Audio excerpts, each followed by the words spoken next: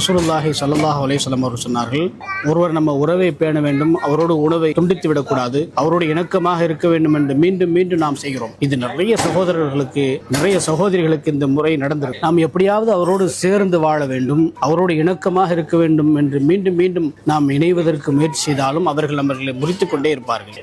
அதை பற்றி ஒருபோதும் கவலைப்பட வேண்டும். நாம் யாரையும் உதாசீனப்படுத்தவும் வேண்டும். அவர்களோடு சேர்ந்து வாழ்வது ரசூலுல்லாஹி ஸல்லல்லாஹு அலைஹி வஸல்லம் அவர்கள் கற்றுத்தந்த ஒரு சிறப்பான வழிமுறை. ஆகவே சகோதரர்களே, நம்ம யாரு வேண்டுமானாலும் எதை வேண்டுமானாலும் சொல்லட்டும், எதை வேண்டுமானாலும் பேசட்டும், பரவாயில்லை. அல்லாஹ் ரப்புல் ஆலமீனும் ரசூலுல்லாஹி ஸல்லல்லாஹு அலைஹி வஸல்லம் அவர்களும் நமக்கு கற்றுத்தந்தது உறவை பேணுதலோடு நாம் வாழ்வது. நம்முடைய உறவுகளை, நம்முடைய சந்ததிகளை, நம்மோடு இணக்கமாக இருக்கக்கூடியவர்களும் சரி, இணக்கம் இல்லாதவராக இருந்தாலும் சரி, நாம் யாரையும் உதாசீனப்படுத்தாமல் அவர்களோடு இணக்கமாக வாழ்வதற்கு முயற்சிவோம். அப்படிப்பட்ட வாழ்க்கையை நாம் வாழ்வோமேயானால் அல்லாஹ்வுடைய அருளை பெற்றவர்களாக நாம். அல்லாஹ் ரப்பல் ஆலமீன் அப்படிப்பட்ட வாழ்க்கை எமக்கும் உங்களுக்கும் தந்தருவானாக. அஸ்ஸலாமு அலைக்கும் வரஹ்மத்துல்லாஹி வபரகாத்துஹு.